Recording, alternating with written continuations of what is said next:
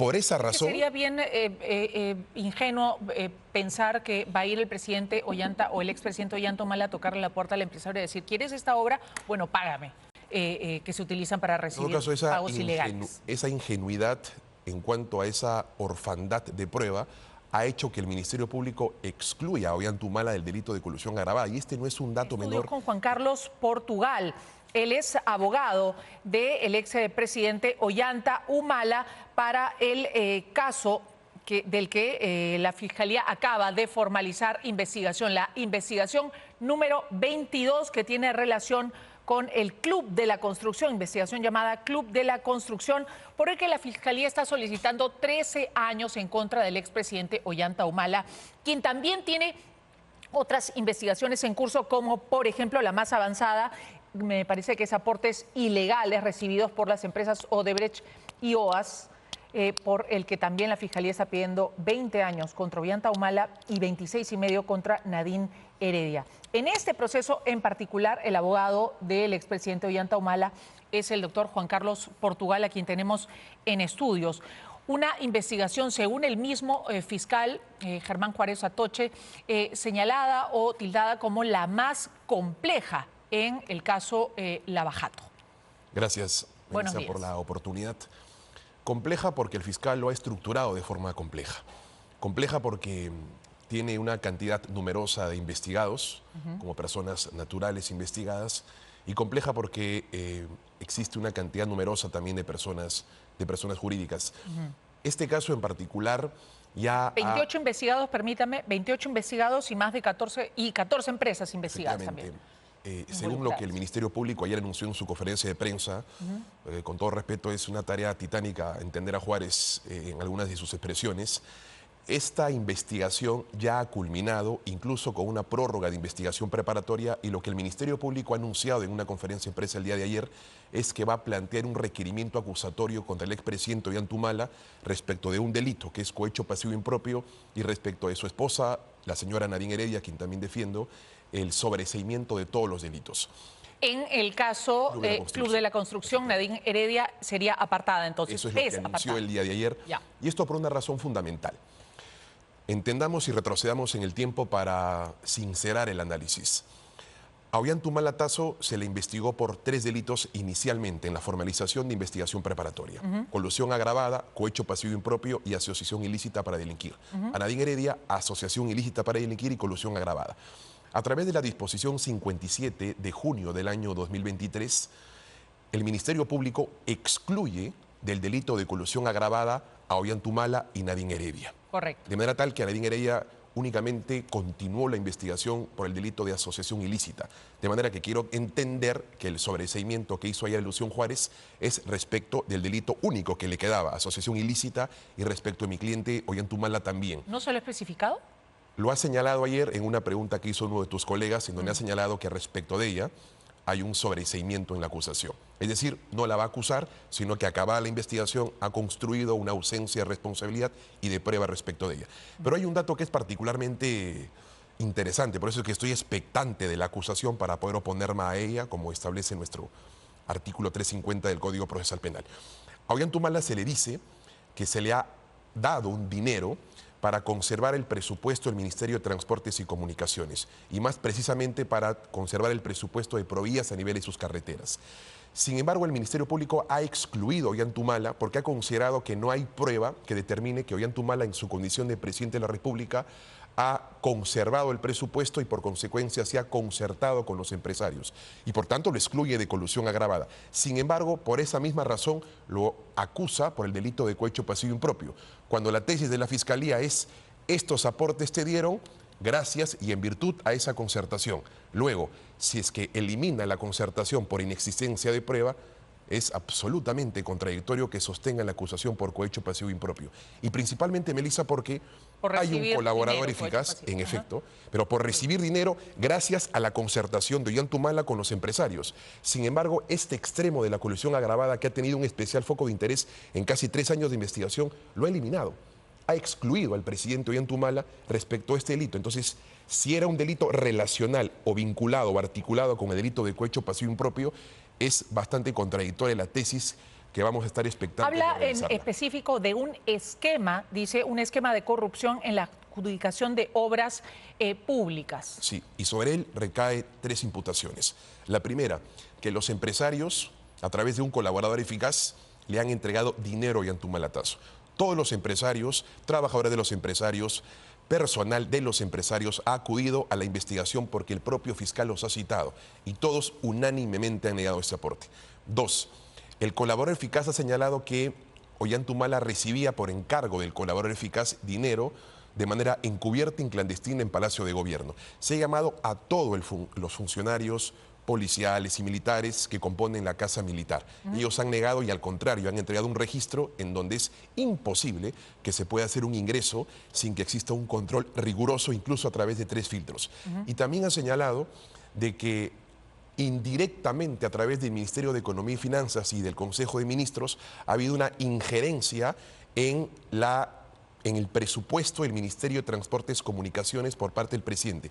Sin embargo, excluye el delito de colusión porque justamente encuentra la ausencia de atribución de ese hecho en los funcionarios del Ministerio de Economía y Finanzas, en los integrantes de la Comisión del Congreso de la República de Presupuesto y además también, insisto, en los propios empresarios. Entonces, no Pero entendemos, recordemos que distintas empresas y sus directivos han admitido haber cometido estos delitos y haber pagado estas coimas que, según tesis fiscal, habrían llegado al expresidente Ollanta Humala. Ellos señalan. Para favorecerlos, En el justamente. hipotético caso que así sea, porque vamos a leer la acusación y esto se ha construido a lo largo de la investigación y por eso que en este extremo no hay necesidad de leer la acusación porque sabemos perfectamente cómo se ha construido la investigación.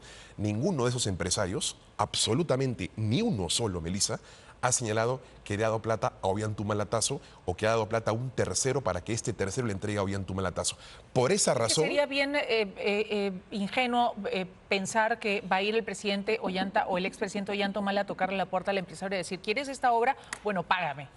¿No es cierto? Sin embargo, a través de intermediarios, ¿no? No lo va a recibir en su cuenta bancaria oficial, sino a través de otros mecanismos que se utilizan para recibir en todo caso, pagos ilegales. Esa ingenuidad en cuanto a esa orfandad de prueba ha hecho que el Ministerio Público excluya a Ollantumala del delito de colusión agravada. Y este no es un dato menor desde una perspectiva de la estructura o del esquema de imputación. Yo te doy dinero para que me conserves el presupuesto. Juárez excluye a Ollantumala-Tazo porque entiende y prueba la inexistencia de ese hecho. Pero no de asociación ilícita, También, no lo excluye. Sí. Ayer, por eso sostengo que es una tarea bastante difícil entender las afirmaciones de Juárez, él ha señalado que respecto de él va a acusar sobre un delito.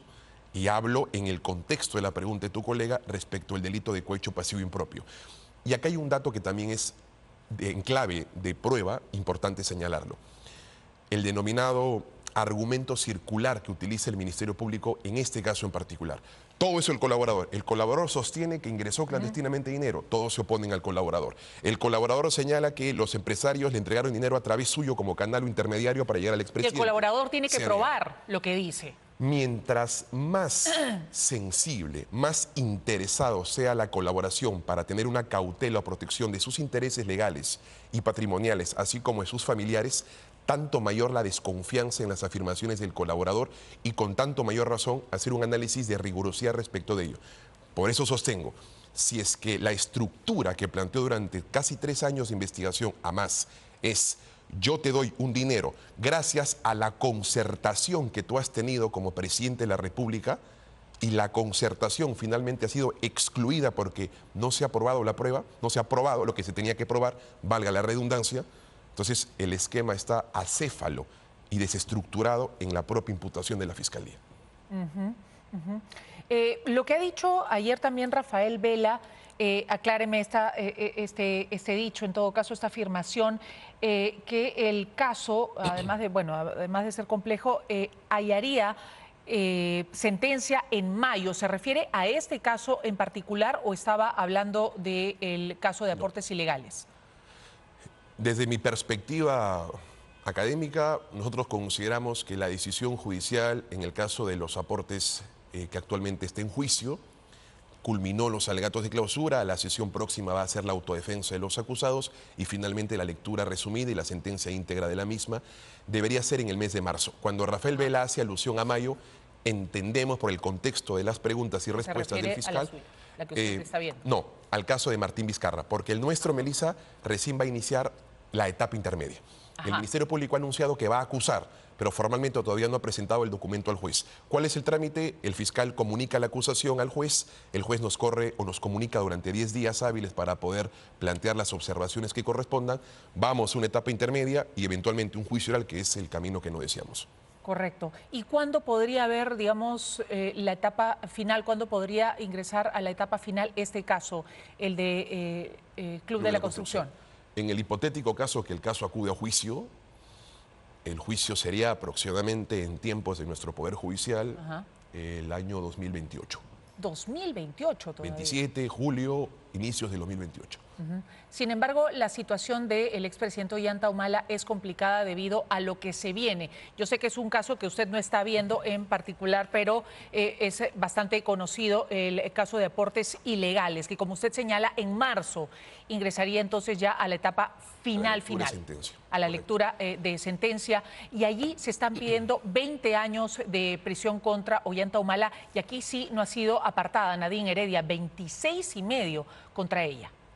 Sí tengo un interés vinculado a ese caso. Y muchos otros políticos tienen interés justamente porque se sentaría un precedente en cuanto a los aportes, si eran realmente ilegales o no, supuestamente no habiendo una ley que así lo demarcara o lo señalara.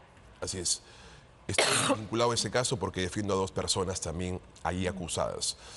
El juez no te condena, Melissa. Quien te condena es la prueba. Y yo te invito, tanto a ti como al público que nos oye, a escuchar las conclusiones finales de la prueba, tanto del Ministerio Público como de las defensas técnicas, y van a entender que el juez jamás te condena si no hay prueba. Aquí se construyeron 2 hipótesis. La hipótesis de las valijas diplomáticas con dinero venezolano para los aportes de la campaña 2006. Los 7 testigos y el aporte 2011 a través de Odebrecht. Son 2 escenarios. Aporte 2006 a través de dinero venezolano ingresado a través de las valijas diplomáticas y aporte 2011 a través de la empresa Odebrecht. El Ministerio Público, sus propios testigos, que aproximadamente son 7, quienes tenían que afirmar la existencia de dinero en las valijas diplomáticas, lo han negado. No es la prueba de la defensa, es la prueba del Ministerio Público. La palabra del Ministerio Público se honra a través de la prueba. No son nuestros, son suyos y lo han negado. El que circunstancialmente se acogió a la colaboración eficaz, que es Martín Belaúnde Locio, al término de la autodefensa del interrogatorio del expresidente Ollanta Humala, circunstancialmente cae ahí la colaboración eficaz, ha dicho que de todas las empresas a las que él llamó, de iniciativa propia, llamó a cada una de las empresas para que aporten a la campaña del año 2006. La única que le contestó fue la empresa Odebrecht. De todas, la única que levantó el teléfono, circunstancial y paradójicamente, es la empresa Odebrecht. Y la que levantó el teléfono fue Jorge Simoes Barata. Y que Jorge Simoes Barata le entregó un dinero a través de Martín Belaúnde para que Martín Belaúnde se lo entregue al Partido Nacionalista. Sin embargo, Jorge Simoes Barata, a quien religiosamente se le ha utilizado para sacrificar libertades fundamentales, incluso en este caso como en otros, ha dicho: a ese señor yo no lo conozco, a ese señor no lo he visto, a ese señor no lo identifico, por consecuencia a ese señor no le he entregado un solo centavo. Entonces, sí es bueno contar la historia en los capítulos probatorios del juicio, y por eso es que es importante revisar y analizar las conclusiones probatorias en los alegatos de clausura para que podamos entender que el juez no debería condenar por ausencia de prueba. Es la acusación número 22 de la Fiscalía. Desde su punto de vista y pese a los 8 años de investigación que ha tomado este caso Club de la Construcción contra Ollanta Humala, ¿cree usted que es la acusación más débil? Sí, porque no hay delito, Melissa. Entendemos que hay mucho preconcepto por parte de nuestras autoridades políticas, tanto el Ministerio Público como principalmente la ciudadanía. Y ese preconcepto, prejuzgamiento ha generado una inquina, tanto del Ministerio Público como también de las autoridades judiciales, en decisiones bastante fuertes en cuanto a las libertades fundamentales. Vuelvo a sostener, Si la tesis durante todos esos años de investigación que tú has señalado es yo te di dinero gracias a que tú te estás concertando con los empresarios para conservar el presupuesto de transportes y comunicaciones y mantener el status quo en ese sentido, y luego yo mismo, después de muchos años de investigación, te excluyo de este delito porque no encuentro prueba respecto de la conservación, por consecuencia no encuentro prueba respecto de que te daban dinero para conservar el presupuesto de Provías, el presupuesto de transportes y comunicaciones. No le doy crédito a los empresarios y tampoco le doy crédito al colaborador eficaz. La historia se cuenta sola. Bueno, 16 millones de dólares es lo que señala la Fiscalía habría recibido Ollanta Humala y también su esposa Nadine Heredia en el caso Club de la Construcción. Y esta imputación, dice, surge en efecto en la declaración del colaborador eficaz de Código 04-2019 que manifestó en algunas oportunidades Humala le entregaba a Nadine Heredia el maletín que contenía el dinero y le pedía que lo guarde. Argumento circular. Muy bien. Muchas gracias a Juan Carlos.